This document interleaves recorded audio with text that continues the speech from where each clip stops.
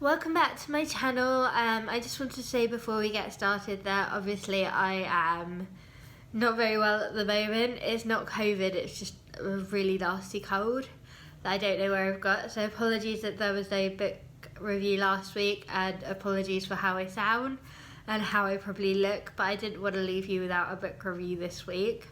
And this week I'm going to be talking about One August Night by Victoria Hislop. And I'm going to assume that you have all read The Island watching this, so there's going to be things in here about The Island. So if you've if you've read The Island, then carry on. If you haven't read The Island, then just be aware there are going to be spoilers about The Island in here. No spoilers about the book, One August Night, except that it's a short book. It's only 216 pages in this format, if it's an ever. It's not a bad book, it's not written badly, it's Victoria Hislop's, normal writing. She's a brilliant writer. I love the way that she tells stories, and I absolutely loved The Island when I read it. I've reread it a few times. I haven't read it in a few years now.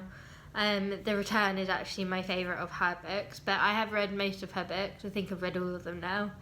And I love the way that she writes. I think she's a fantastic writer.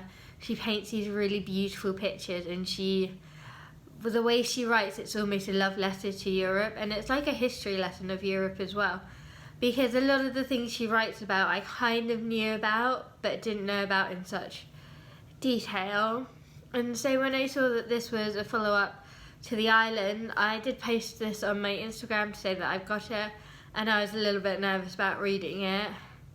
And I was right to be nervous because, well, no, that's a lie. It's not a bad book. I want to stress that. It's not bad. It's just disappointing in that nothing happens in it. Like, I read it really quickly. I read it in a day, and I got about a quarter of the way through, and I was kind of like, I was flicking through, and I read the last page, and I was like, is this it? Like, nothing really happens in it. The biggest event that happens in it is Anna's murder, but we know that Anna gets murdered. So the book starts with Anna's death, so that's all told from Anna's perspective, and then it's about her relationship with Manolis, and then it's a follow-up with Manolis and her family, but we know all that anyway from The Island. We just learn in a little bit more detail about what happened on that actual night, and it from the different point of views of the characters, rather than kind of this happened and then that happened. So it goes into more details of all the things that we know from The Island. So we know Sophia ends up with Maria, we know Maria gets married, we know that Manolis flees, and we know that Andreas goes to prison. So we know all that happens in The Island, and in One August Night it's just kind of going into more details around that, but it's not interesting. It's not interesting. I mean, I think it's such an easy read. I read it really quickly. It's a really easy read, but I think I was desperately just reading to hoping, in the hopes that something was going to happen.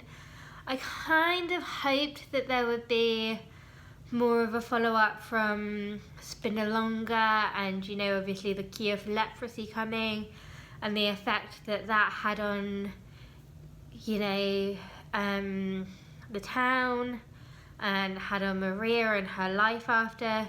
It's a lot of Manolis in this book, I will say that.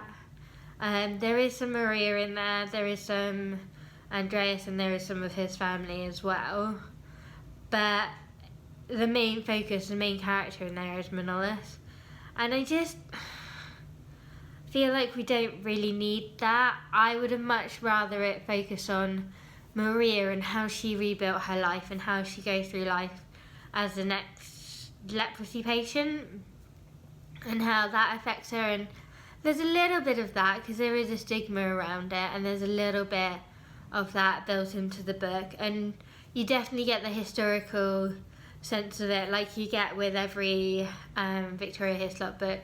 So you get, the booming and the bust of certain Greek cities and areas, and You know, she talks in detail about the conditions in the prisons in Greece at that time, and the way people with leprosy are treated, or who had leprosy are treated. And I'm a big fan of knowing when something just needs to be a one-time thing. I think writing a sequel or doing a sequel to a film or something when it's not needed or not necessary is pointless. And One August Night, I think, is the absolute, epitome of that. It's not a bad book at all. It's really well written, as Victoria Hislop is a really good writer. It's not badly written.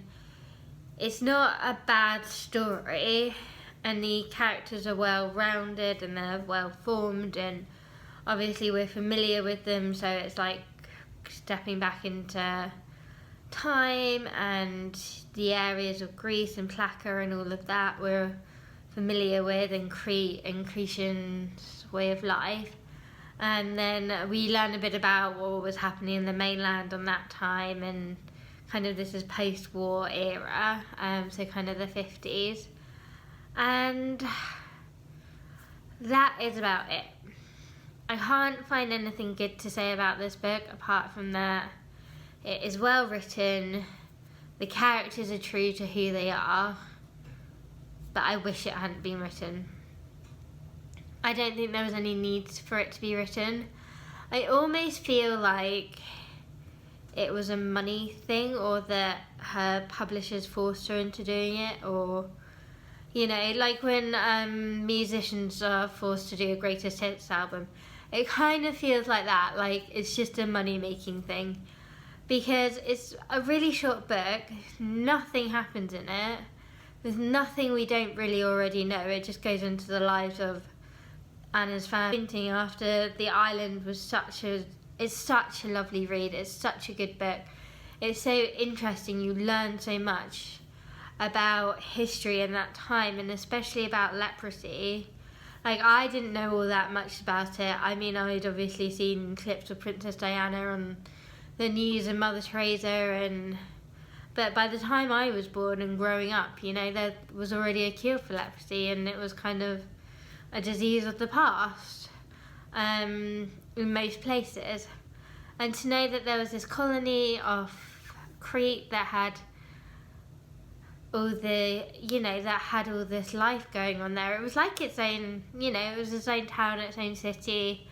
And it was so lovely to see that, and the way Victoria Hislop wrote about that in the island was so lovely. It was almost like a love story to spin longer, and I feel like I would have loved to have gone back, and if she was going to write a sequel, I would have loved it to be about the inhabitants of Spinalonga rather than the inhabitants of Plaka, because they've got the more interesting story to tell, how they got the cure, how they feel after the cure in themselves. Obviously we know that Maria didn't have a very advanced form of the disease, so she pretty much looks the same, but obviously there's others that have lost fingers and toes and limbs and are much more disfigured by it, and how they integrated back into society. I would have loved to have read about that. I think that would have been far more interesting read, and it would have felt like something more happened in the book.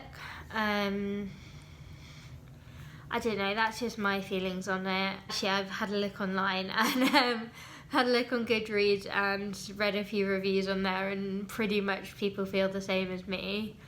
So I would recommend it if you're feeling rotten like me and you just want something easy to read, then it's worth it. Otherwise, I'd give it a miss. I don't really like doing negative reviews of books. I only really want to share books I absolutely loved with you, but I felt like I needed to do this and just share it for you guys. So yeah, One August Night, not the best. Bit of a disappointment. But anyway, I'll be back next week with a book that I've enjoyed a lot more. and hopefully I won't be sounding and looking so awful, and I will see you all next week.